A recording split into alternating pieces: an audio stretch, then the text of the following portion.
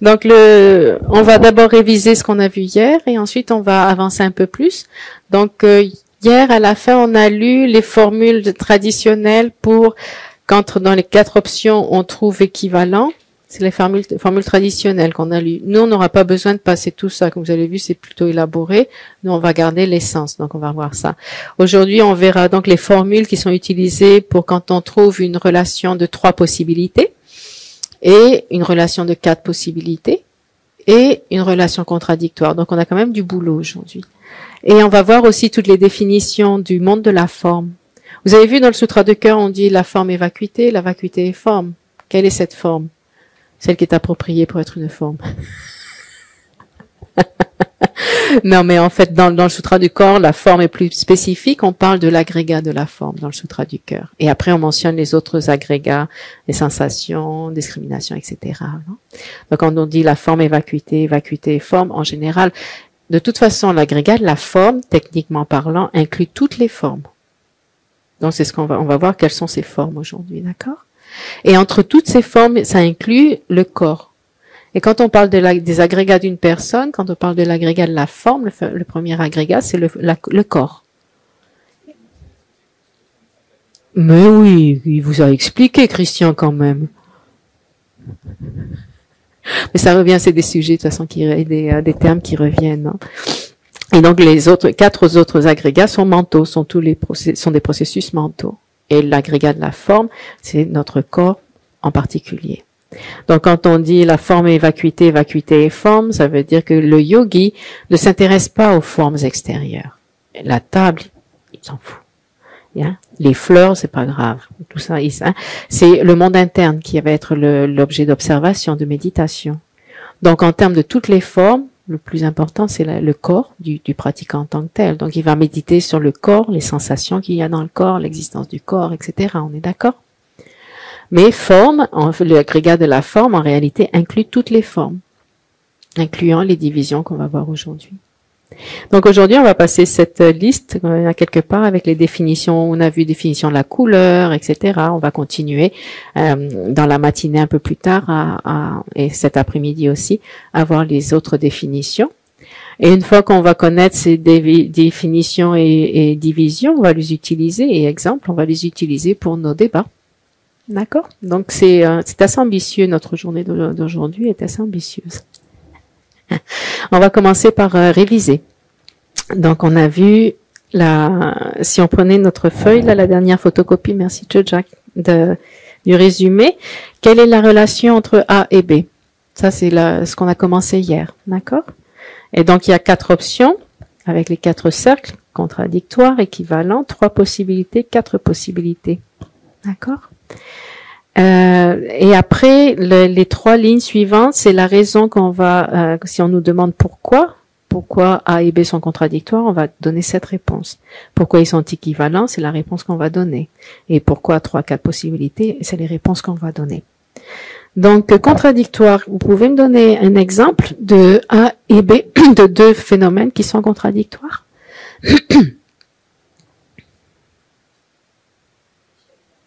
Le ciel et la mer. Le ciel et la mer. Pourquoi? Ils sont contradictoires. Pourquoi? Parce qu'il n'y a pas de base commune. Ce qui veut dire, voilà, ils sont différents et, pour le dire dans nos mots à nous, parce que base commune, on n'est pas forcément habitué, ça veut dire qu'il n'y a aucun exemple qui soit les deux, de quelque chose. Quelque chose qui soit les deux est impossible. D'accord?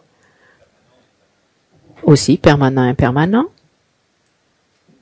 Chaud, froid. Le soleil et la lune,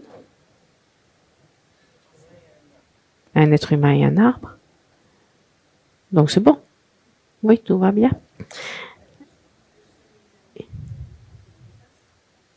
Non, mais ils sont différents. Chacun a sa définition et il n'y a rien qui soit et soleil et lune. Donc c'est dans ce sens-là, exactement. Mais c'est bien d'avoir des doutes, comme ça on clarifie. Il n'y a rien qui soit les deux. En gros, ils sont contradictoires parce qu'il n'y a rien qui n'existe qui soit les deux. C'est ce qu'on veut dire, il n'y a pas de base commune. On se rappelle que quand on compare A et B, ce sont des existants. On va pas parler des cornes du lièvre, d'accord? Ce sont des choses qui existent. Sauf quand on va parler du jeu qui existe véritablement, tout ça. C'est des non-existants, ceux-là on va les considérer parce que c'est important pour nous. Mais en général, on prend des exemples de ce qui existe. C'est le premier critère entre A et B. Ouais. Et donc on les compare. Donc la lune et le soleil, le chaud et le froid, ils sont contradictoires parce qu'il n'y a rien qui soit les deux en gros. On ne peut pas trouver un exemple de ce qui soit les deux. Ensuite, équivalent. Des exemples d'équivalent. C'est un petit peu plus difficile.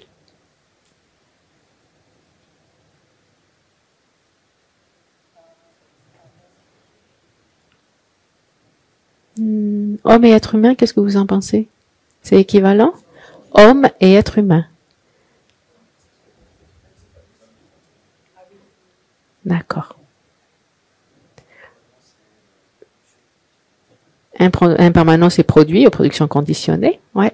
Ils sont équivalents. Si c'est l'un, c'est forcément l'autre. C'est ce que veut dire.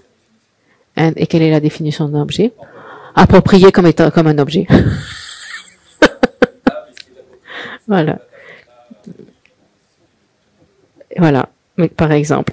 Donc, ça c'est équivalent. Donc, on a un objet et sa définition. Le définiendum et sa définition. Ils sont équivalents. Nécessairement équivalents. Ouais. Si c'est une table, c'est nécessairement plat avec 4 pattes et capable de soutenir des notes. Ouais.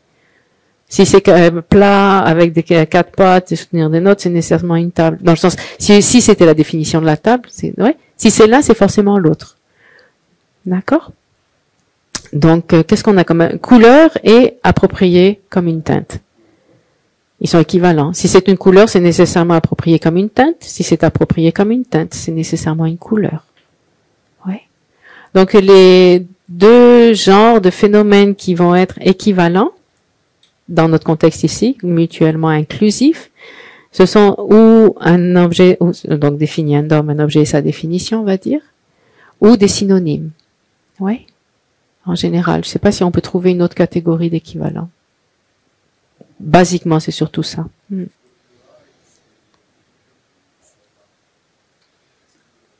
là, on va y aller avec le son. Ah, c'est un son. C'est pas une forme écrite, c'est un son. Là, on est toujours dans le contexte du bouddhisme. Hein. C'est pas tout ce que les affirmations qu'on donne ici, c'est pas inhérent. C'est juste dans le contexte du bouddhisme, c'est accepté de cette façon-là.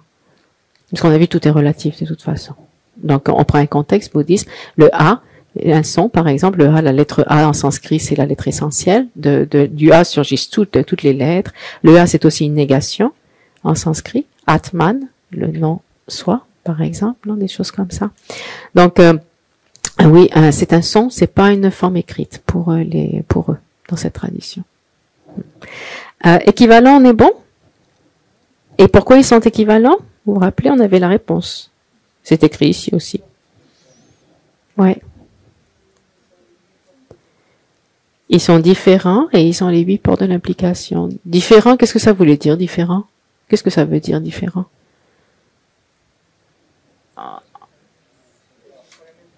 C'est pas la même désignation. On l'a vu hier, c'était mentionné. Donc ils existent. Pour être différents, il faut qu'ils existent. Et ils ne sont pas uniques. Ouais, ils sont distincts. Ça peut être en termes. Même s'ils indiquent le même objet, c'est des termes différents. Oui, par exemple. D'accord? Et donc là, vous voyez, après, dans notre résumé, après les 4 réponses contradictoires, jusqu'à 4 possibilités, après il dit, ça dit les réponses à donner. Si c'est contradictoire, pourquoi? Parce que c'est différent et sans base commune, dans ce qu'on a vu.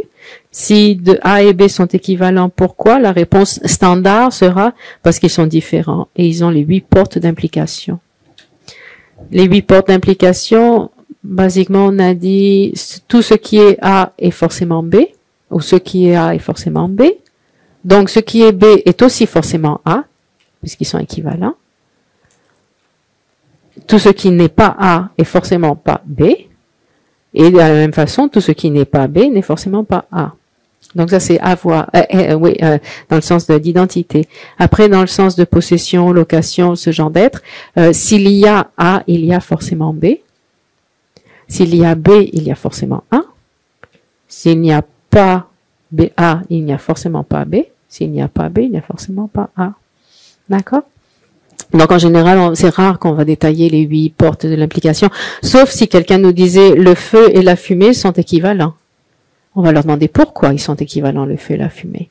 Parce qu'ils sont différents, ah, on accepte, et aussi parce qu'ils ont les 8 portes de l'implication. Et là, on va dire non, non, non, non, non. Si c'est du feu, ce n'est pas de la fumée. S'il y a du feu, oui, il y a de la fumée. Mais si c'est du feu, ce n'est pas de la fumée. Ils ont 2 définitions différentes.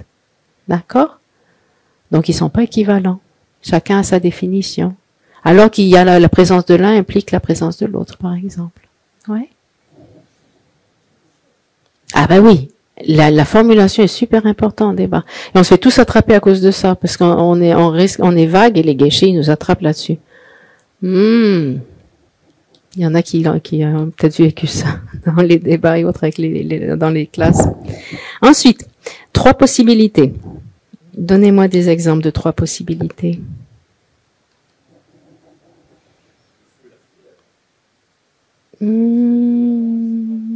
Qu'est-ce que vous en pensez? Le feu et la fumée, c'est 3 possibilités. Vous diriez 4 contradictoires? 3, 4 contradictoires? Allez, on vote. 3? Qui dit 3? Oh là là, on les a perdus. Qui dit 4? Non? Ben, qu'est-ce que vous dites équivalent? Ben non, on vient de voir qu'ils n'ont pas les 8 portes, ils sont contradictoires. Pourquoi ils sont contradictoires alors? Parce qu'il n'y a pas de base commune. Mais une autre façon de le dire, c'est parce qu'ils ont une définition qui est complètement différente. Et je veux dire, la nature, c'est pas la définition en tant que telle, c'est l'essence ou l'entité, l'identité ou la nature qui les définit est différente. Ouais, chaud et brûlant, on va le voir cet après-midi. Fumée, on va lui donner une définition à la fumée.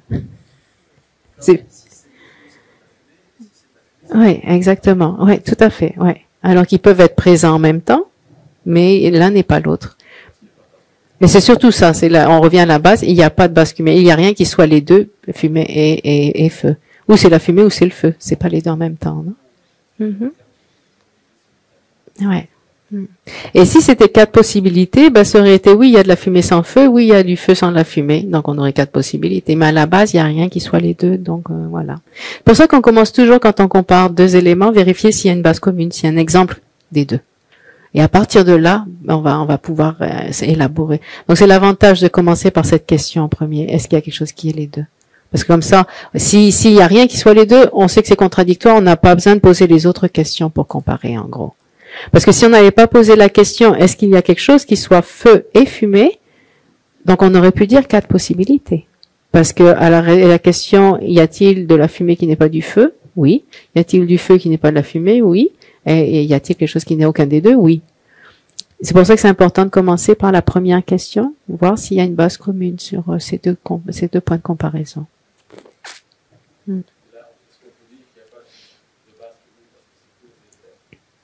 Aussi, ça serait une façon de le dire. Tout à fait, ouais. Ouais. Cause et effet, on va le voir 3e week-end. Je commence à vous faire de la publicité. En décembre, juste avant Noël. Allez, 3 possibilités. Autre exemple de 3 possibilités.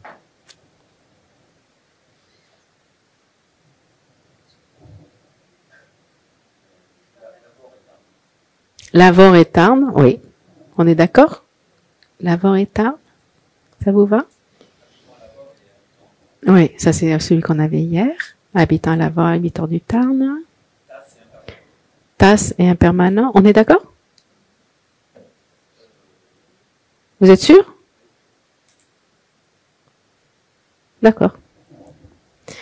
Autre 3, c'est que vous vous rappelez quand il y a une grande catégorie et une catégorie qui est incluse dedans.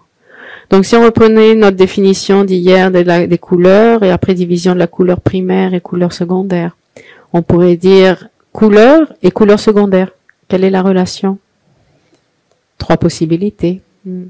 Maintenant, on peut, parce que dans le débat, on va devenir vicieux quand on va chercher à provoquer, parce que le but, c'est de provoquer le défendeur, non?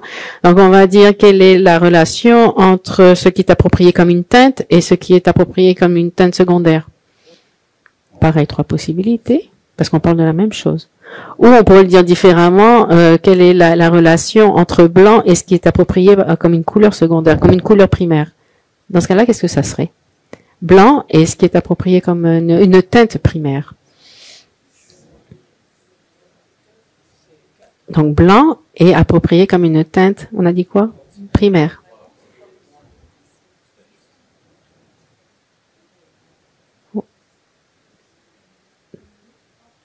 Trois. Tout le monde est d'accord avec 3? Bon, ben on va faire comme ça.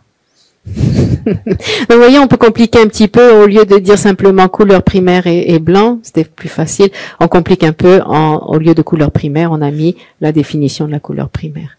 Donc, ça demande un petit peu plus de réflexion, en gros, quand on n'y est pas habitué. Donc, voilà. Donc, on est bon avec les 3 possibilités. Et la réponse, c'est ce qu'on va voir maintenant dans la formule du débat plus élaboré. La réponse à pourquoi sont-ils 3 possibilités, lequel est impliqué dans l'autre, ou lequel implique l'autre. En tibétain, les deux sont corrects.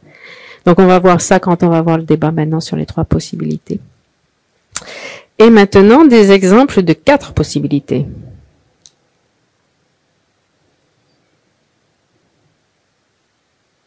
C'est moins évident à trouver, hein? Bouddhiste et tibétain. Pourquoi ces 4 possibilités?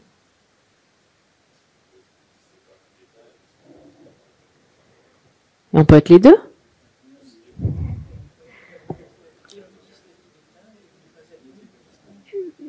Ça existe ni bouddhiste ni tibétain? D'accord. Parce qu'on l'avait dit alors. Mais ça, c'est pas une raison valide. Non, mais tout à fait, oui, non, c'est juste pour vérifier, on est bien d'accord. Bouddhiste et tibétain, c'est un bon exemple. Ouais.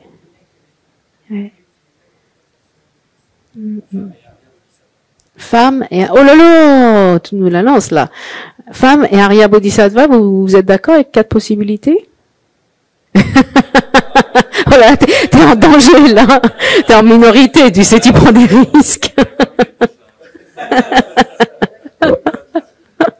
Non, ils sont pas contradictoires. Pourtant, donnez-moi un exemple d'une femme qui est un Arya Bodhisattva.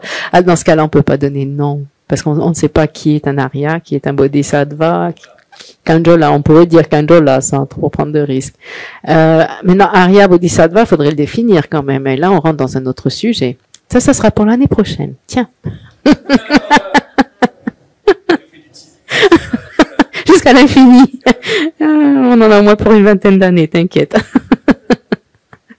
Donc oui, Bodhisattva et femme, par exemple. Oui. 4 possibilités. Est-ce qu'on a tous compris pourquoi ces 4 possibilités? C'est bon? 4 possibilités, on est d'accord? Donc en gros, c'est à peu près tout ça ce qu'on a vu hier déjà. Donc ça roule pas mal quand même, hein? Quelle est je fais le challenger, quelle est la définition de couleur?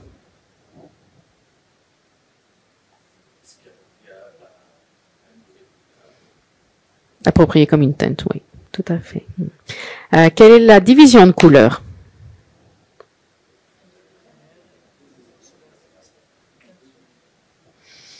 Quelle est la définition de couleur primaire? Hop. Définition d'une couleur primaire? Approprié comme une teinte primaire. Là, vous essayez de pas regarder vos papiers, s'il vous plaît. Et c'est très difficile. La prochaine, je suis sûre que vous n'êtes pas capable. Quelle est la division de couleur primaire? 4 divisions. Pour poser les 4 divisions de couleur primaire.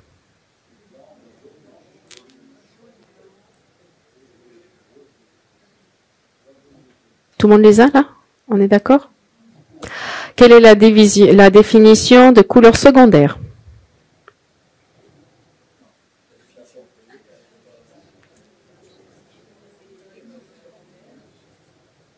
Je pense que c'est bon, on est d'accord. Ouais. Et quelle est la division de teinte secondaire, de couleur secondaire? Nuages, fumée, brume, poussière, obscurité, lumière du soleil et clarté. Oui. 8, ouais. On va y revenir tout à l'heure, j'ai retrouvé des notes des textes du Pramana qui en parlent un petit peu, donc on va y revenir quand on voit les définitions. Waouh, impressionnant, hein. Donc avec ça, on a vu les deux systèmes de débat, la base, non? Voir, réviser, reconnaître la définition, division, et savoir sa relation avec les autres phénomènes, si c'est contradictoire, équivalent. Donc ça, c'est la base des processus d'analyse du débat avec les sujets que l'on va apprendre, d'accord? Et après, donc on rentre dans les débats par rapport aux réponses. Et le rôle du challenger, c'est de confondre le défenseur. Et le défenseur, c'est frustrant des fois parce qu'il a que quelques réponses, il est limité à quelques réponses, il peut pas élaborer normalement. Voilà, donc on est bon pour ça, on a fait notre révision. Allez, on va passer à les formules. On va lire le papier avec quelles sont les formules appropriées quand on a trois possibilités entre deux phénomènes. Comme ça, vous voyez la formule en long, la formule détaillée, mais après entre nous, on restera toujours sur la façon dont on est en train de le faire maintenant. On donne juste la formule de base, sans se compliquer, sans trop élaborer non plus. L'idée, c'est d'avoir le principe et d'en sortir ses fruits.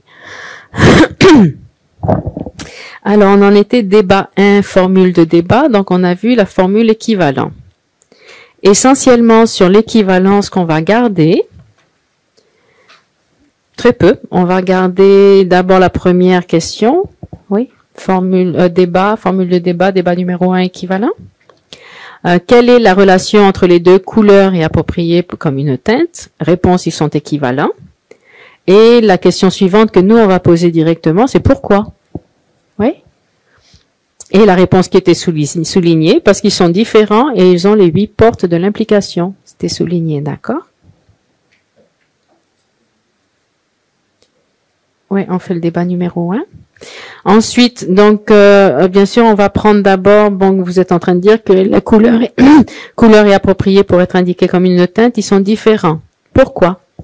Et ensuite, ils ont les 8 portes de l'implication. Pourquoi? Donc, c'est la base. D'accord? C'est l'essentiel du débat équivalent. Ouais. Demander, donc, couleur est appropriée pour être indiquée comme une teinte. Quelle est leur relation? J'ai marqué différence, mais en fait, parce qu'en tibétain, c'est kiepar. Et littéralement, kiepar, c'est différence. Mais relation, c'est beaucoup plus clair.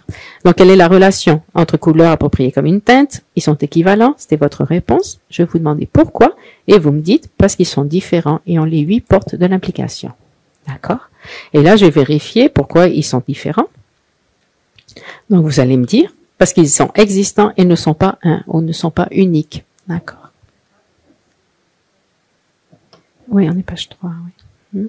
C'est souligner les réponses de pourquoi ils sont différents ou pourquoi ils sont équivalents, c'est souligné, d'accord? Donc, oh non, après on peut y aller, hein. Ah oui, on peut y aller plus loin. Là, c'est déjà quand on est tout mélangé avec ces quelques mots en plus, donc imagine, c'est la base du débat, c'est ça, on donne la structure, puis à partir de là, tu rentres dedans et poum, et tu peux analyser. Ouais, pourquoi ils sont pas un, etc. Puis tu peux donner des pièges. Le challenger va donner des pièges. Le défendeur, il peut pas.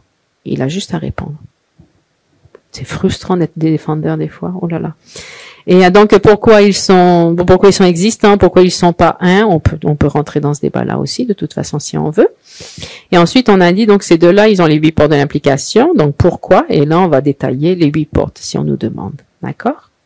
Et donc, la conclusion du débat, on l'avait à la dernière ligne à la fin. Donc, il s'ensuit que si les 8 portes sont établies, les 8 portes de l'implication sont établies, alors, couleur et ce qui est approprié pour être indiqué comme une teinte sont équivalents.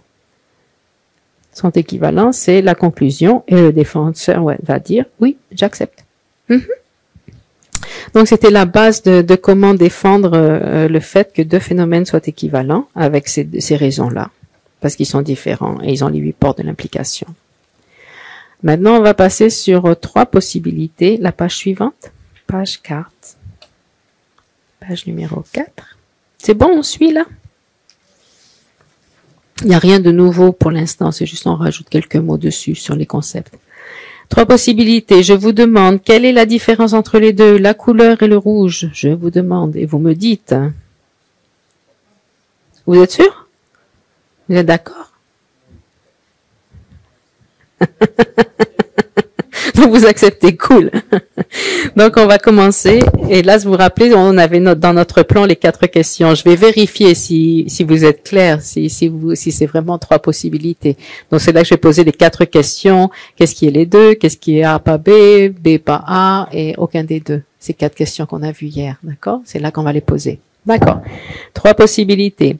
Donnez-moi quelque chose qui soit les 2. Et la réponse est la couleur d'un rubis, ça vous va? Rubis. Un rubis, c'est de quelle couleur? Donc tout va bien. Donc vous me dites la couleur du rubis, je vous dis, s'ensuit que le sujet, la couleur du rubis est une couleur. Vous acceptez? La couleur du rubis est une couleur, on n'a pas de problème avec ça. D'accord, on continue. Donc je me continue. Le sujet, la couleur d'un rubis est une couleur. Ils disent pas le pourquoi, mais avec le ton qui monte, la question reste. C'est là que vous justifiez. Pourquoi la couleur du rubis est une couleur?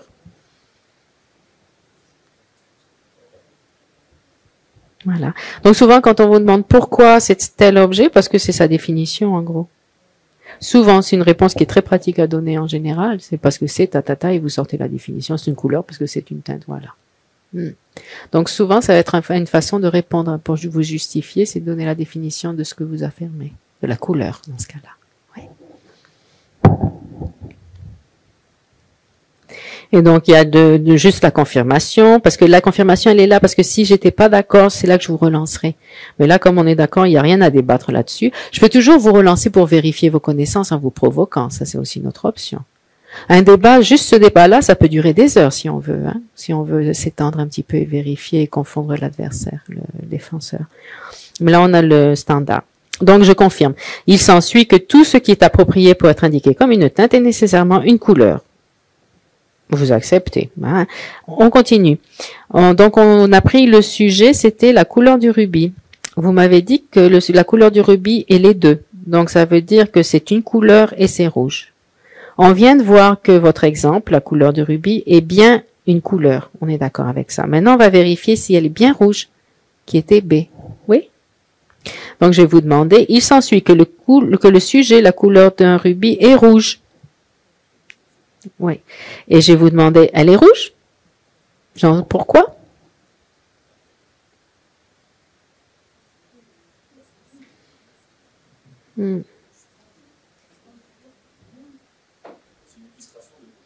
Un exemple.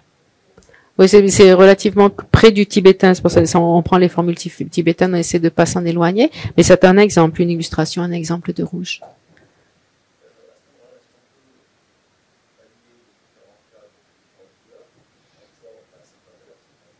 Aussi, oui. Oui. Sauf que là, on n'a pas précisé que c'était une couleur primaire, donc il faudrait passer toutes les couleurs.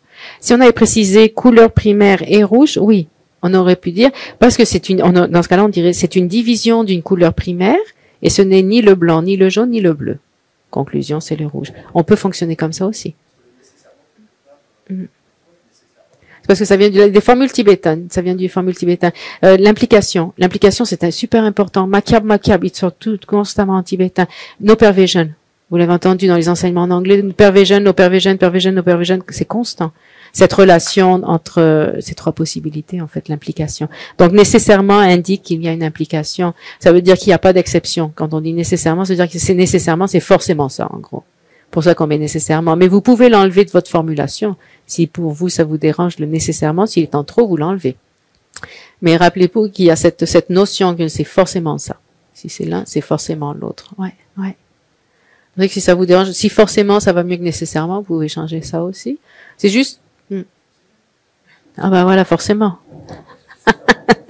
Nécessairement.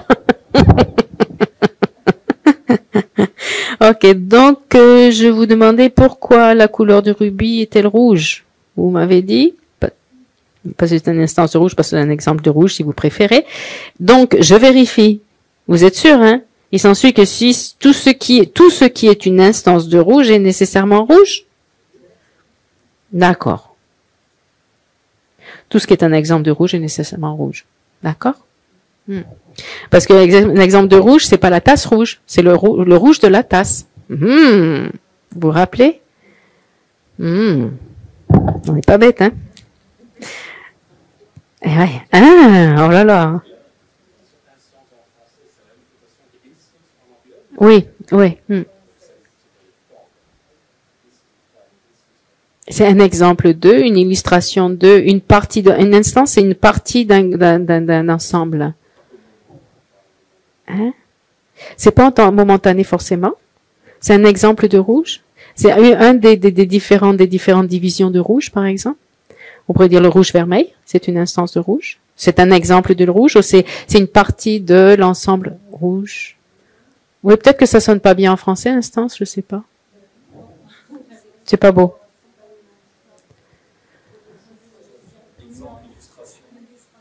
Illustration, un exemple. Illustration, on va garder. Allez. OK.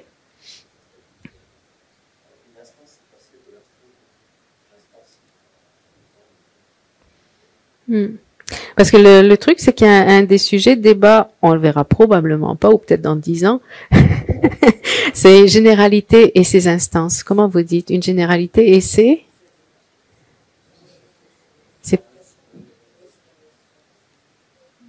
tous les éléments qui sont inclus dans cette catégorie. Comment vous les appelez?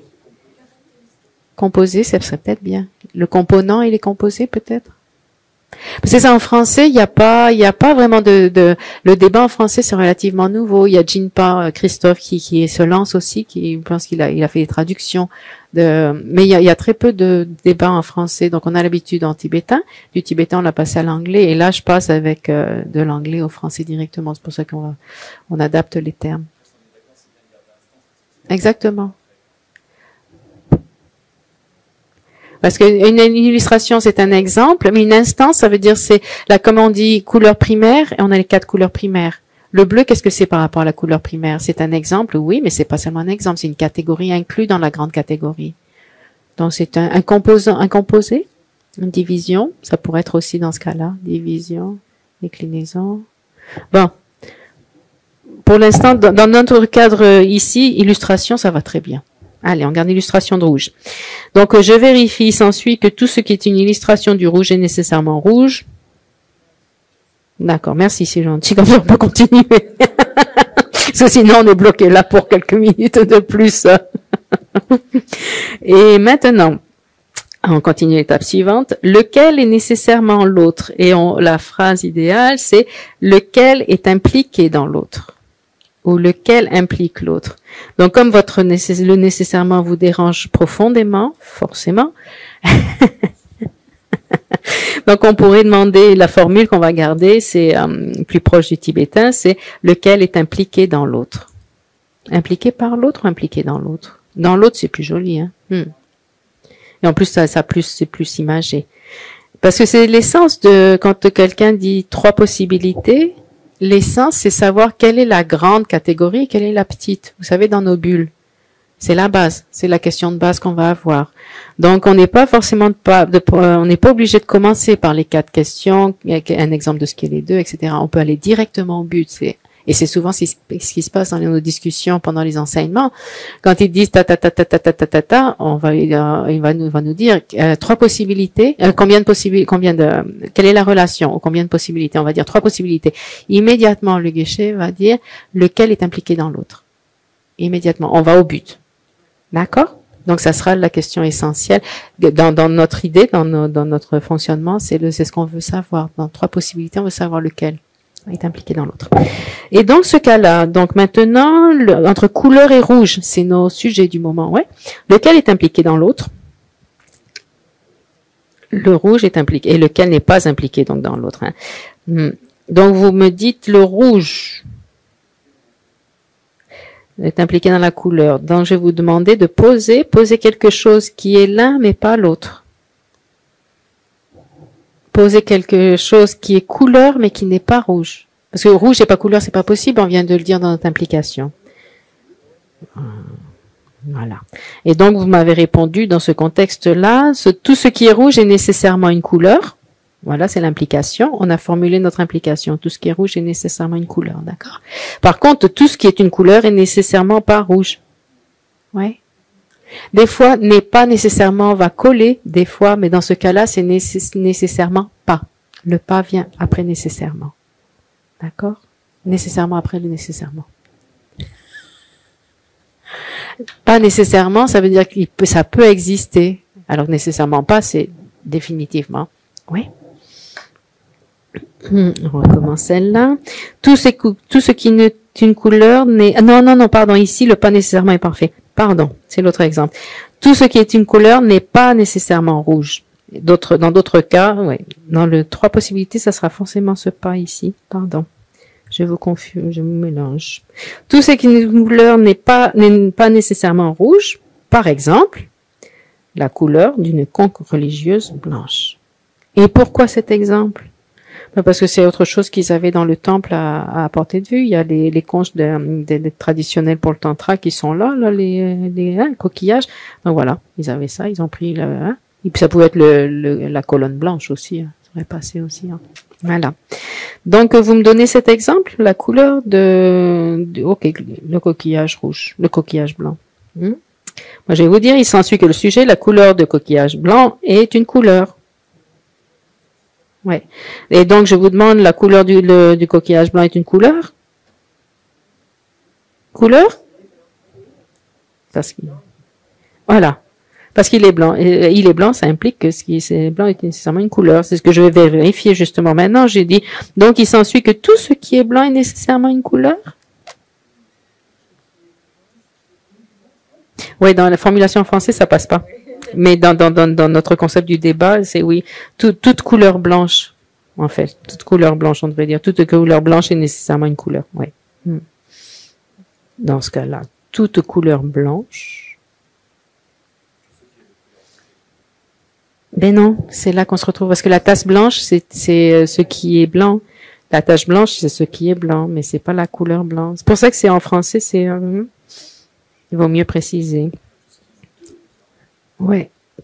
Tout ce qui est une couleur blanche est nécessairement une couleur. Oui, hein? On fait comme ça. Bon, ben, je vous ai embauché pour traduire les débats, alors. Pour le prochain week-end. Vous acceptez?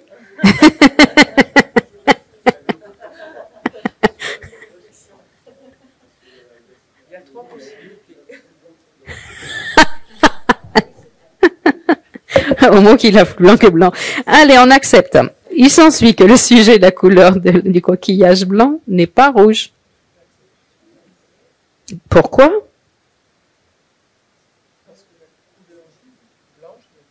Parce qu'elle est blanche.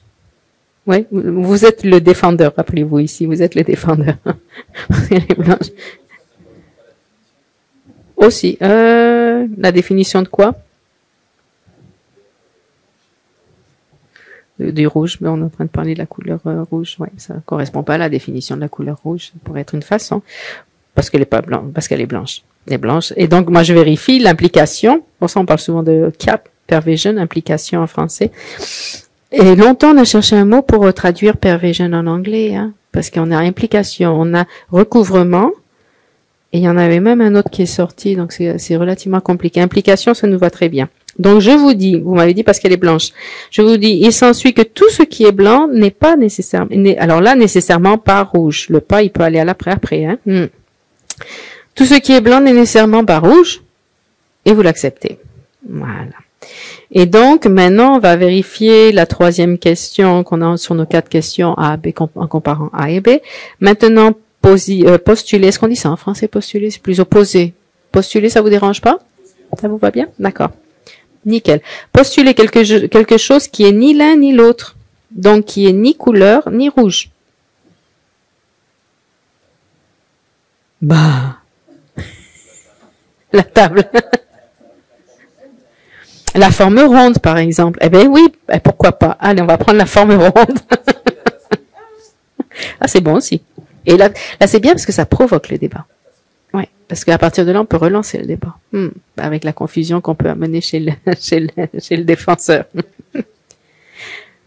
Donc, quelque chose qui n'est ni l'un ni l'autre, ici, c'était quelque chose qui n'est pas une couleur et qui n'est pas rouge. Donc, on a choisi, vous m'avez répondu, il y a quelque chose, le sujet, une forme ronde. D'accord? Et moi, je vous dis, Il s'ensuit que le sujet, une forme ronde, n'est pas une couleur. C'est ce que vous venez de m'affirmer, ouais. Donc vous acceptez. Donc je vérifie. Le sujet, une forme ronde, n'est pas une couleur. Pourquoi?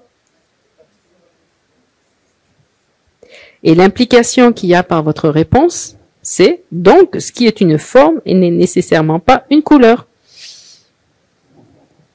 Et vous acceptez. Voilà. Donc conclusion, le sujet, la forme ronde, n'est pas rouge. Oui, ça peut être long, mais ça peut être court aussi. Nous, on a nos aspects plus courts. L'essentiel, comme on l'a vu dans trois possibilités, c'est lequel est impliqué dans l'autre. C'est l'essentiel. Et on a presque fini notre débat. Donc, vous acceptez que la forme ronde n'est pas rouge, elle n'est pas une couleur, elle n'est pas rouge. Donc, c'est quelque chose qui a ni l'un ni l'autre. Non, on en était, donc, votre sujet, la forme ronde n'est pas rouge. Pourquoi? Parce qu'elle n'est pas une couleur. Conclusion. Il s'ensuit que tout ce qui n'est pas une couleur n'est nécessairement pas rouge. Oui, tout à fait, on l'accepte. Mais ça, c'est juste une façon de formuler l'essence que l'on a sur notre feuille en résumé, d'accord? Oui, ça fait beaucoup de mots, mais il faut pas se laisser impressionner. Exactement. Non, on va au plus court. Mais de toute façon, c'est ce qu'on a fait hier, hein, si on y pense, c'est le processus qu'on a fait hier. Hier, on repassait les 4 questions une par une, donc on peut repasser par là. Ou commencer par il n'y a pas d'implication, donc il y a lequel implique l'autre, lequel est impliqué dans l'autre, et à partir de là, vous commencez votre débat avec des exemples. Et c'est comme le schéma qu'on a après dans notre feuille de résumé. Le schéma, c'est à chaque question qu'on va poser, base commune, oui, non, il y a une réponse particulière. A et B, quelle relation? Oui, non, entre A et B. Et on prend des exemples pour prouver notre point à chaque fois. D'accord? Donc, c'est la même structure qu'on a vue hier, sauf que là, c'est formulé d'une façon un peu plus officielle, quoi. On pourrait faire un petit peu de débat pour que je sois un petit peu plus actif. On en était où dans nos listes de choses? La première, dans la même, les 4 pages, là, on avait premier exercice de comparaison, on avait tout fait. On avait fini avec le cheval noir et impermanent, on l'avait vu, ça.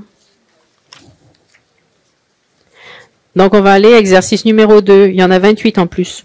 En fait, il y en a 26 parce qu'il y en a 2 qu'on peut passer. Page 2. Page 2. Donc, vous allez vous entraîner. Maintenant, si vous pouviez éventuellement débattre avec quelqu'un avec qui vous n'avez pas débattu hier, si c'était possible. Ouais. Oui, tout à fait. Donc, voyez ça entre vous. Et vous allez commencer. Donc, exercice numéro 2, on commence par couleur et rouge. On vient juste de le faire, donc ça devrait être facile. Et ensuite, son, chant de la perdrix, etc. Et vous élaborez dans la mesure du possible avec, en commençant toujours par quelle est la relation. Ça serait bien de pouvoir répondre directement à quelle est la relation d'abord. Ouais, pour s'y habituer. Et ensuite, aller avec les 4 questions, comme on l'a vu. D'accord?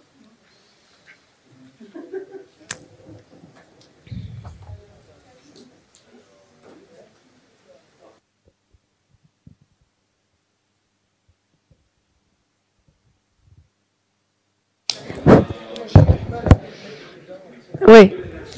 Mais d'en sortir aussi, apparemment. Il y en a qui ont du mal à en sortir du débat.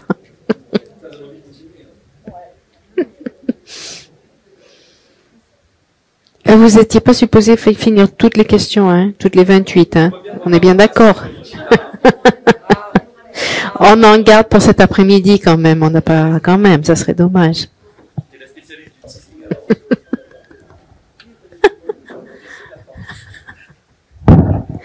Alors, couleur rouge, c'était trop facile. Le son et le chant de la perdrix.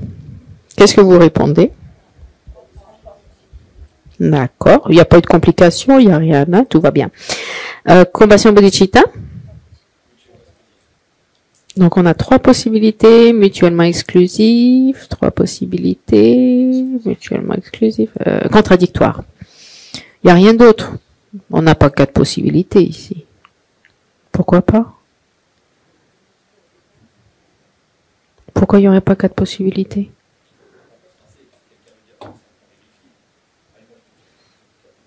Quatre possibilités. Oui, non, il dit 4 possibilités. Exactement.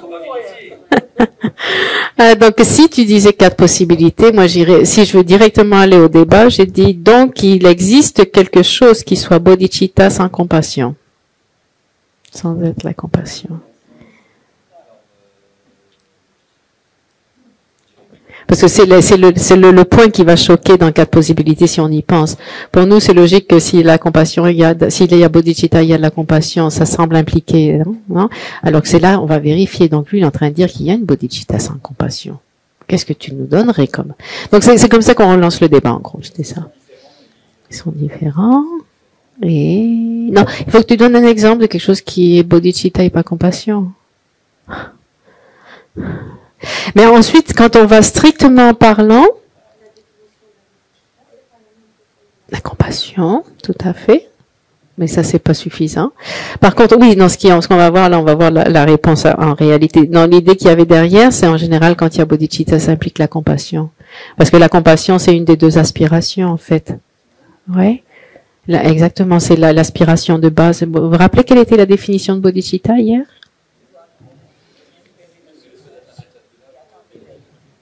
Et la façon dont c'est formulé techniquement parlant, c'est une, ça va vous l'indiquer, vous allez voir la réponse ici, c'est une conscience principale qui a 2 aspirations.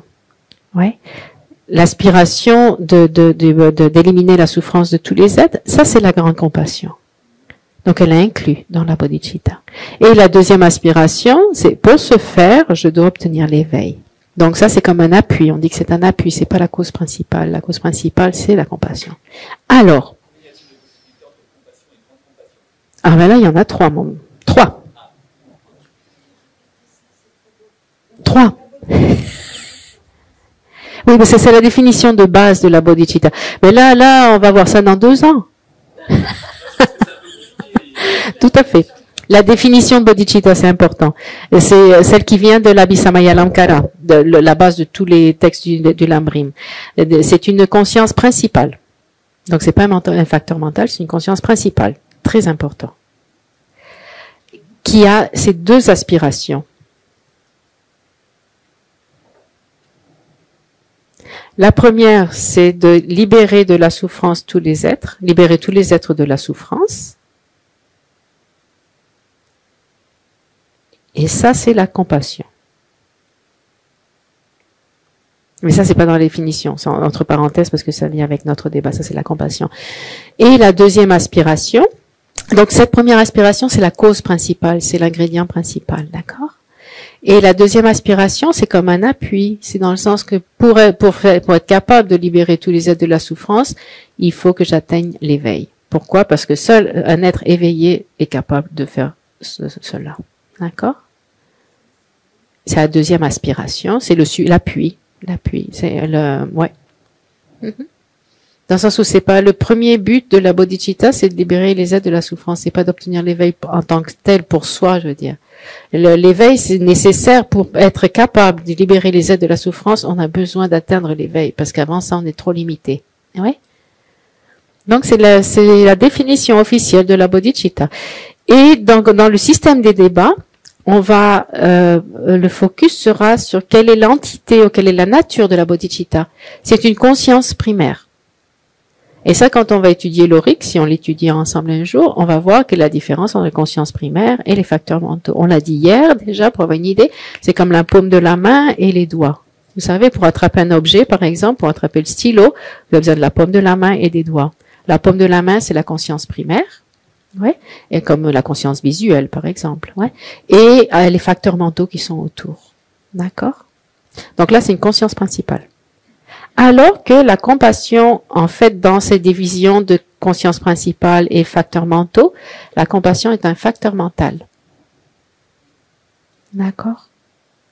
Donc, dans notre débat, la compassion est un facteur mental, bodhicitta est une conscience principale, donc ils sont différents. Donc, ils sont contradictoires. Parce qu'ils n'ont pas la même nature. Un est une conscience principale et l'autre est un facteur mental. C'est vicieux, hein, quand même, hein. Oh, quand même. Exactement. Non, il faut pas le deviner. En plus, c'est dans le monde du débat où on analyse l'entité de chaque phénomène. Parce que si dans notre pensée, dans la pratique, quand on pense en termes de pratique, on n'est pas obligé de faire cette différence, cette nuance. Par contre, dans notre pratique, quand on voit quand on y pense, oui, ça va trop vite. Donc, la compassion est un facteur mental et la bodhicitta est une conscience primaire. Donc, c'est technique.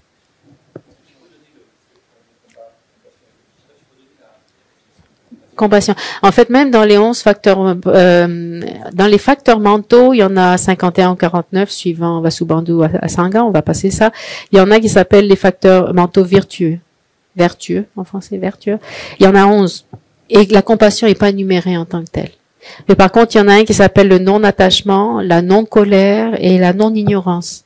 Donc la compassion, souvent, on va dire qu'elle est inclue dans ou non-attachement ou non-colère.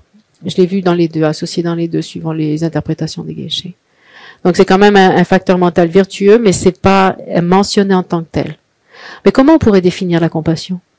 Donc on va dire, déjà sa entité, c'est un facteur mental vertueux, on est d'accord, et après, on peut le définir comme qui veut libérer les êtres de la souffrance, ou qui veut que les êtres soient libres de la souffrance. Ouais? Par exemple. Ouais, exactement, ouais. Sauf que là, tu t'engages en plus. Là, on a la compassion de base, qui est le désir que les êtres soient libres de la souffrance. C'est un désir neutre. Donc ça, donc ça, le facteur mental, qui est vertueux, et qui désire que les êtres soient libres de la souffrance. Oui, oui, tout à fait. C'est cette aspiration-là. Non, parce que ce qui est compassion n'est pas bodhicitta, ce qui est bodhicitta n'est pas compassion. Compassion, c'est un ingrédient de la bodhicitta, mais la compassion elle-même est un facteur mental. C'est pour ça qu'on dit quand en débat, on étudie le premier mot d'une définition qui définit la catégorie de ce phénomène. Compassion, sa catégorie, c'est facteur mental. La catégorie de bodhicitta, c'est conscience principale. Donc, ils sont différents. Et il n'empêche pas qu'ils ont une relation, définitivement. Ils sont contradictoires, mais il y a une relation entre les deux. Ouais. Une relation de conscience principale et facteur mental. Il y a aussi une autre relation dans le sens où la compassion est aussi la cause pour la bodhicitta. Donc, ça, c'est encore différent.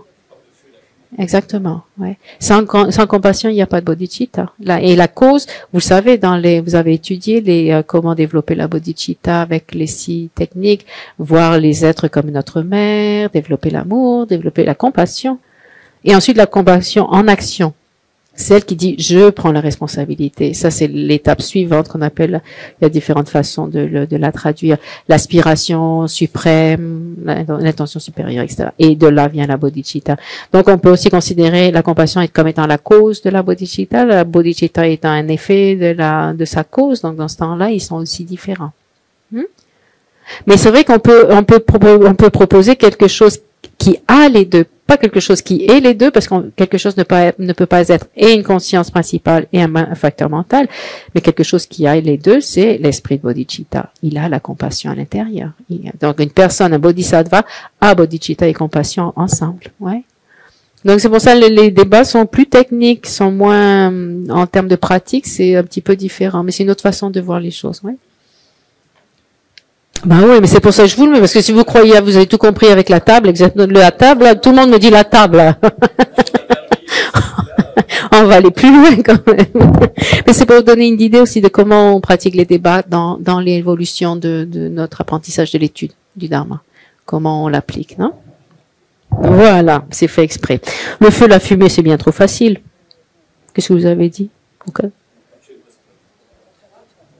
Vous êtes tous d'accord sur contradictoire, vous êtes sûr? Allez. Il vole dans les airs et l'oiseau. Tout le monde est à 4? 3. D'accord.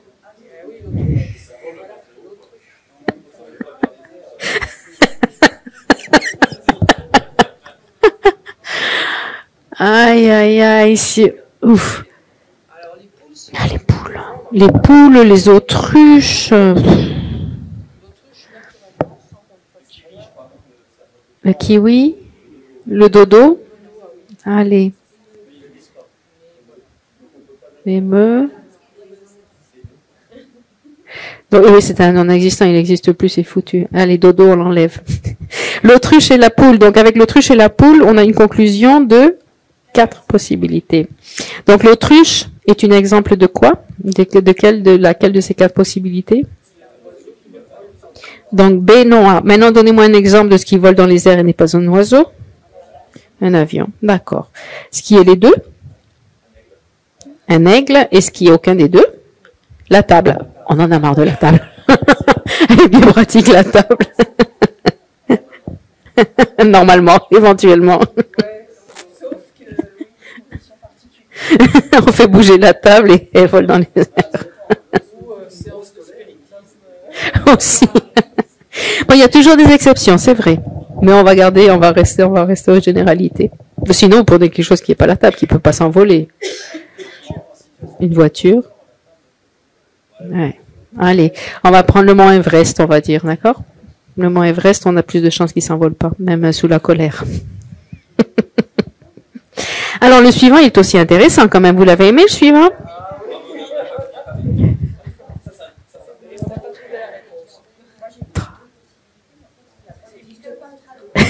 Ça n'existe pas de possibilité. Alors, qu'est-ce qu'on fait? Donc, qu'est-ce que vous proposez? 3, 4, 3... C'est pareil, il faudra avoir la définition. Si on veut avoir un débat technique, il faut avoir la définition. Et la définition d'un impermanent, c'était? C'est pour ça maintenant je vous demande. Très bien. Vous êtes concentrés, très bien. Permanent, c'est? Donc, permanent, oui, exactement, qui ne change pas, qui n'est pas momentané, qui ne change pas moment par moment, c'est le sens. Quelque chose qui ne change pas. D'accord? Éternel, comment vous le définiriez? Qui dure pour toujours? Ouais, sans fin. Qui dure pour toujours, sans fin. Allez, définition sans fin. Donc, est-ce que ce qui ne change pas moment à moment est nécessairement un sans fin? Pourquoi? Donnez un exemple alors. D'accord. Waouh! Alors là, bravo Marquin, tu passes en classe supérieure là. T'es prêt pour ton guéché, hein? La vacuité du livre. Une vacuité, c'est permanent, ça ne change pas moment à moment. Une vacuité, c'est une absence, une négation, une absence ne change pas moment à moment. Elle ne change pas suivant les causes et conditions à chaque moment. D'accord? Donc, une vacuité ne change pas. Mais une vacuité n'est pas sans fin, n'est pas pour toujours. Tant que l'objet de base existe, comme le livre, sa vacuité va exister. Une fois que le livre n'existe plus, sa vacuité n'existe plus non plus. D'accord? Donc, elle est permanente, mais elle n'est pas sans fin. Donc, elle n'est pas éternelle. D'accord?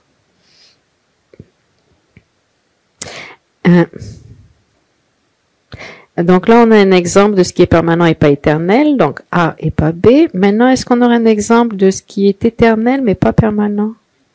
Donc, quelque chose qui dure pour toujours et qui change moment à moment. Bon, je sais déjà qu'il y a un exemple. Quelqu'un d'autre a un exemple? Il n'y a rien? Quelque chose qui change moment à moment, qui est momentané, donc qui change moment par moment, et qui est sans fin.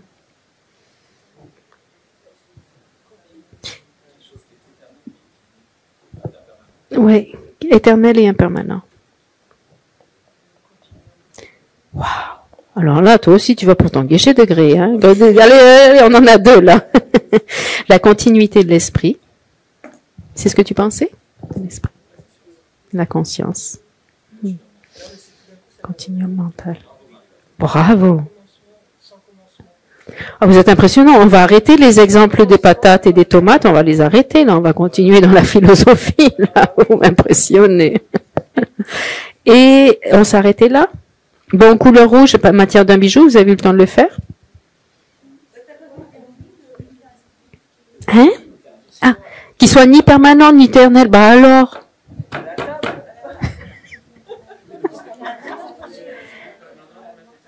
Impermanent. Le continuum mental.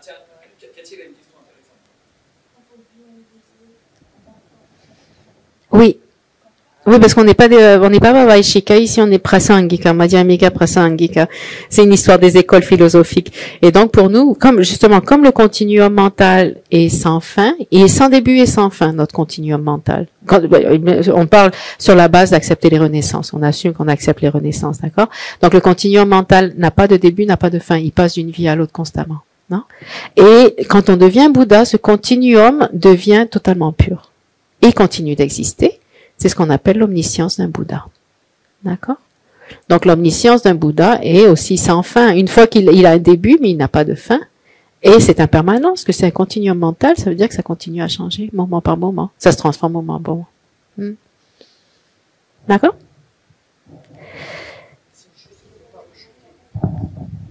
Ah, du coup, il y a combien de possibilités alors entre permanent et éternel? Il y en aurait bien une cinquième probablement. Allez, 4 possibilités. Boum. Ok, on va s'arrêter là. Parce que il nous reste 10 minutes à peine pour voir un petit peu plus les définitions, quand même avoir un peu plus de théorie. Comme ça, on peut alimenter les débats de cet après-midi.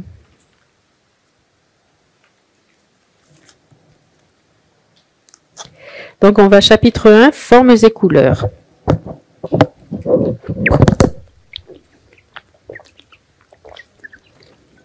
Ça fait beaucoup de papier, hein. Vous pouvez oublier ceux d'hier, non, même pas. Un petit livret. J'accepte.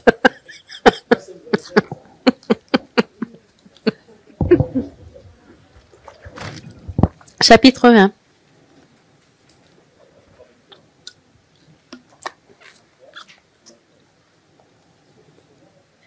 Donc pour le prochain week-end, on fera un livret de la page 1 à la page 21 et puis voilà, on n'aura plus qu'à donner le numéro de page. Oui, ça se complique. Oui, j'avais oublié de vous donner le résumé, de préciser que le résumé était utile.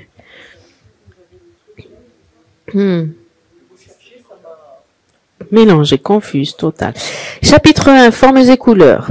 Allez, donc on va étudier le monde des formes. Le monde des formes, c'est le monde d'expérience sensorielle. Donc c'est quelque chose qui est facile. On les réalise directement, ces formes, que ce soit visuellement, par le son, par l'écoute, etc. Donc c'est facile à comprendre. On n'a pas besoin d'élaborer là-dessus. C'est pour ça que les définitions sont simples aussi.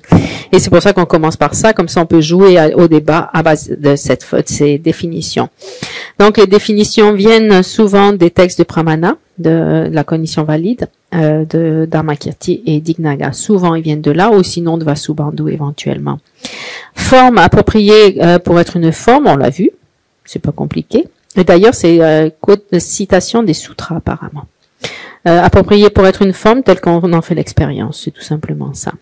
Les deux, la forme et la matière, sont équivalents. La matière va être définie. Alors là, on n'est pas des scientifiques ici, d'accord? C'est des connaissances, pas des scientifiques modernes, je veux dire.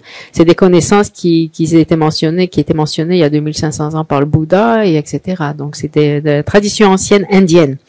La matière est définie. On pourrait la définir comme établie. Donc existant, établi atomiquement. C'est établi par une collection de particules. Et on a décidé de traduire atomiquement, mais c'est dangereux atomiquement parce qu'on a la notion atomique très spéciale maintenant. Donc on est mieux de dire c'est établi comme une connexion de particules, collection de particules. Matière. Et c'est synonyme de forme. D'accord? Donc, vous pouvez avoir des débats, quelle est la relation entre forme et matière, etc. D'accord? Ils seront équivalents. Oui? Ce qui est une forme nécessairement de la matière, qui est établie comme une collection de particules. Après, on pourrait rentrer dans les 8 particules, on verra cet après-midi éventuellement. Ensuite, la forme est divisée en deux, forme externe et interne. On va voir la forme externe maintenant, tout ce qui sont les objets externes de nos consciences sensorielles. La forme externe, sa définition appropriée pour être une forme et qui n'est pas inclus dans le continuum d'une personne. Être inclus dans le continuum d'une personne, c'est tous les éléments internes à la personne, au niveau mental ou au niveau physique, et on verra les détails quand on verra la forme interne. Donc ici, on parle de l'objet externe, qui est l'objet des consciences externes d'un individu et qui sont les objets des objets de conscience sensorielle. Par exemple, Chojak, pour moi, c'est un phénomène externe. On est bien d'accord. Donc, c'est un objet externe de ma vision. Chojak. Voilà. Donc, dans ce sens-là, de l'individu, c'est pas de tous les individus, c'est de soi-même, en gros. Et un facteur externe à soi-même que l'on prend comme un objet de notre conscience sensorielle. Divisé en 5, là, on va parler des sources. Donc, les sources ce sont des sources parce que ce sont la condition ou la source pour qu'une conscience sensorielle surgisse. Une conscience sensorielle va surgir grâce à cet objet, à cause de cet objet. Par exemple, la conscience visuelle va surgir grâce à la bouteille d'eau. Ouais. Donc la bouteille d'eau est une source dans ce sens-là, une source qui permet le surgir d'une conscience visuelle. C'est pour ça qu'on les appelle des sources. D'accord? Donc, on a forme visuelle, avec la conscience visuelle. On a le son, les sources sonores, correspondent à la conscience auditive, les odeurs, la conscience olfactive, les saveurs, la conscience gustative, et les objets tactiles ou tangibles, pour la conscience tactile. D'accord? Donc, ça, c'est les cinq consciences sensorielles sont ces 5 consciences, et chacune a son objet en particulier. Donc, ce sont les objets d'expérience de ces consciences sensorielles spécifiques. Chaque objet, chaque source d'objet correspond à une conscience sensorielle spécifique. D'accord? Donc, c'est une façon de catégoriser les formes, le monde des formes, le monde du physique, c'est le diviser par rapport aux consciences.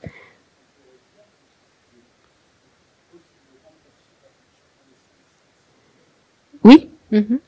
Individuellement, chaque source correspond et perçue par une conscience sensorielle spécifique. C'est juste ça, ouais.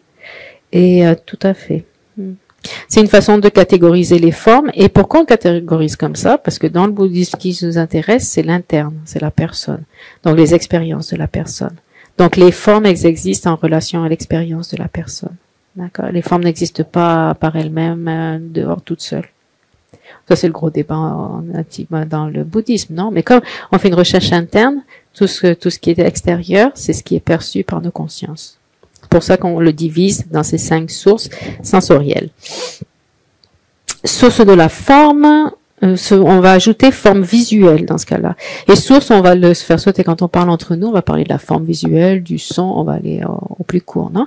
Donc, une forme visuelle, et on rajoute visuel pour pas confondre avec la grande catégorie forme. Oui, on a la catégorie forme appropriée pour être une forme, et ensuite dedans, dans ces 5 catégories, on a les formes visuelles, ce qui est perçu par la conscience visuelle. Donc la définition, un objet, on n'est pas obligé de le dire, ce qui est appréhendé par une conscience visuelle. C'est tout simple. C'est une question d'expérience. On n'a pas besoin d'élaborer là-dessus. D'accord? Un objet, une forme visuelle est appréhendée, et ce qui est appréhendé par une conscience visuelle. Et il y a une citation de Dharmakirti qui dit « Car les potentiels individuels bleus, etc. sont vus par la conscience visuelle. » Donc c'est juste pour confirmer ça, voilà. Ça vient de Dharmakirti. Division des formes visuelles maintenant. Ça, on pourrait trouver d'autres façons de le diviser, mais dans les textes, c'est la façon dont ils avaient choisi de diviser les formes visuelles entre couleurs et contours. D'accord? Une forme visuelle sera ou un contour ou une couleur. Ouais. Donc la tasse a un contour, la tasse a une couleur. Donc l'œil va voir ou la couleur de la tasse ou le contour de la tasse, ou les deux éventuellement. D'accord? Donc ce qui est vu visuellement, on va le définir comme étant ou une couleur ou un contour. Et la tasse a les deux, a la couleur et le contour. Donc la couleur, on l'a vu hier déjà. La couleur qui est appropriée pour être indiquée comme une teinte. Couleur principale et couleur secondaire, c'est la division. Il y a une autre division occasionnellement. C'est divisé en 2, couleur naturelle et couleur artificielle. Ce serait une autre façon de diviser les couleurs, artificielle ou naturelle. Naturelle, la couleur des plantes, et artificielle, la couleur de la voiture, par exemple. D'accord? Ça, c'est une autre possibilité de division. Nous, on s'en tient à couleur principale et au primaire et la couleur secondaire. Et après, on a vu les couleurs primaires. Donc, on en a vu, il y en avait 4 définitions faciles, et bleu, jaune, blanc et rouge. Ouais. Blanc, on dit que c'est une couleur, d'une part parce qu'elle apparaît à l'œil comme une teinte. Donc, elle correspond à la définition de couleur appropriée comme une teinte. Elle est perçue comme une teinte.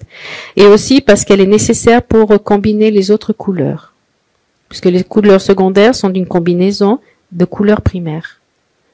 Et là, le blanc est utilisé pour arriver au rose, par exemple. Ouais. Ouais. Alors que techniquement parlant, apparemment, c'est pas une couleur en tant que telle, c'est qu'elle attrape toutes les prismes des couleurs et le processus. Mais je ne connais rien. Voilà, donc on pourrait avoir un petit débat scientifique, mais le blanc est inclus ici dans les couleurs primaires, avec cette raison-là. Les couleurs primaires, ce sont celles qui sont utilisées pour produire toutes les autres couleurs. Toutes les autres couleurs secondaires sont des dérivés de ces couleurs primaires. Et elles sont 4 spécifiquement. C'est 4 aussi parce que chacune est associée à un des 4 éléments de base.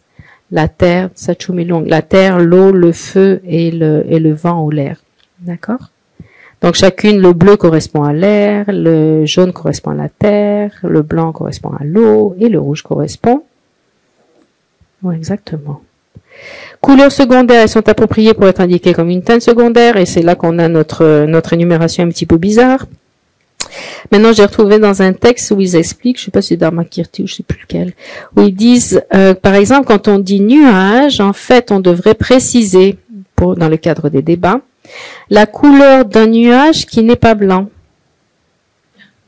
Pourquoi? Parce que le blanc d'un nuage, c'est une couleur primaire. Donc là, ça va être la couleur d'un nuage qui n'est pas une couleur primaire, en gros. D'accord? C'est la couleur d'un nuage qui est une couleur secondaire.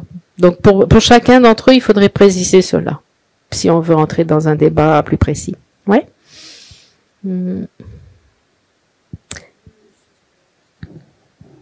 La clarté, il disait, ça correspond dans les textes traditionnels, ça correspond à la lumière de la lune, des étoiles, la lumière du feu, des joyaux, de l'or, etc. C'est comme ça qu'ils définissent clarté.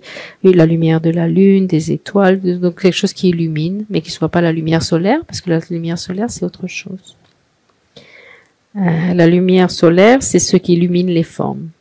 C'est pour ça qu'il faut une différence. Mais ça, c'est vraiment des petits détails, parce que c'est très rare, on va jamais trouver ça dans nos débats, les couleurs secondaires, non? Donc, voilà. Il est midi. Non, oui, c'est vrai, il faut le mentionner. Autant la division de 4 couleurs primaires était stricte, ouais, autant celle-là n'est pas stricte. On peut inclure toutes les lumières, toutes les couleurs secondaires. D'accord? Exactement. Ou tout ce qui, on pourrait le formuler aussi comme, oui, tout ce qui est une teinte secondaire, ça veut dire que c'est une teinte qui est un dérivé de plusieurs couleurs primaires. On pourrait le définir comme ça aussi. C'est l'idée. Et on va passer le contour vite fait avant de s'arrêter. Cet après-midi, on verra les autres définitions. Le contour approprié pour être indiqué comme un contour. Divisé en 8, et c'est pareil, etc. On peut rajouter. Donc on a long, court, haut, bas, carré ou angulaire, arrondi ou circulaire, nivelé, aplani et irrégulier. Voilà, c'est ce qu'ils proposent. Et d'autres contours. Oui, shape en anglais. La forme, la silhouette, le contour de quelque chose, tout simplement. Donc, comme long, il donne l'exemple du mont Meru. Donc, ça serait le mont Everest, par exemple, si on voulait. Court, un atome. Haut, c'est mignon. Les palais célestes du règne de la forme. Ils sont là-haut, là-haut, là-haut, plus haut que nous. C'est joli comme exemple.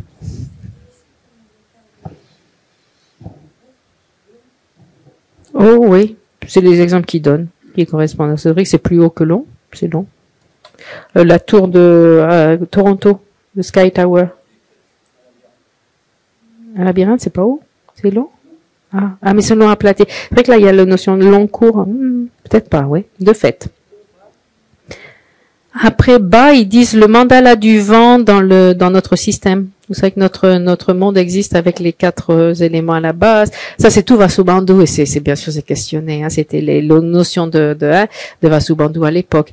Donc, on a les 4 éléments, l'air, ça, et l'air, le feu, l'eau, la terre. Ça, c'est 4 mandalas de base, et ensuite on a notre univers par-dessus.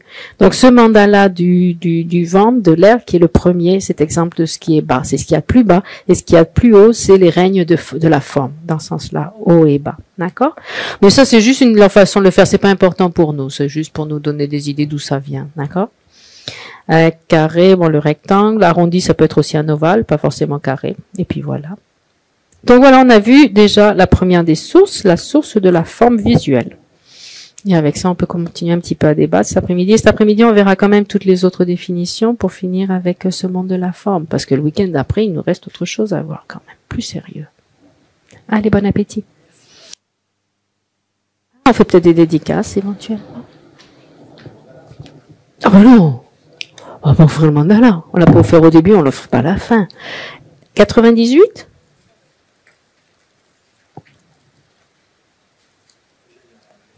Ouais, ouais.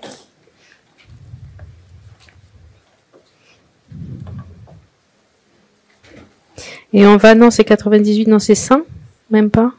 C'est où? Ah, John Chulsan Rinpoche, 101? 101, page 101, pardon. Oui. On va faire le 101. Allez, les quelques prières du 101.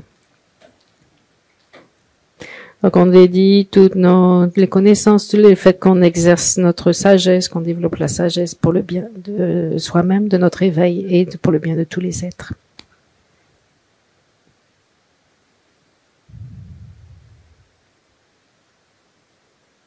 Puisse le joyau suprême de la bodhicitta naître là où il n'est pas né, ne pas dégénérer là où il est déjà né, mais s'accroître de plus en plus. La prière à sa sainteté, joyau qui exauce tous les souhaits, source de tout bienfait, de tout bonheur de ce monde, Tenzin Gyatso, dont la bienveillance est incomparable, puisse tout votre noble souhait s'accomplir spontanément. Sauveur des enseignements du pays des neiges et des êtres transmigrants, qui rend extrêmement claire la voie de l'unification, de la vacuité, de la compassion. À celui qui tient le lotus, Seigneur Tenzin Gyatso, je fais cette requête. Puissent tous vos souhaits sacrés s'accomplir spontanément. Puisse la vie du Maître glorieux être longue et stable. Puissent tous les êtres, aussi infinis que l'espace, avoir le bonheur. Puissions-nous, moi et les êtres, sans exception, accumuler des mérites et purifier les négativités. Puissions-nous être bénis afin d'atteindre rapidement la bouddhéité. Et bon appétit.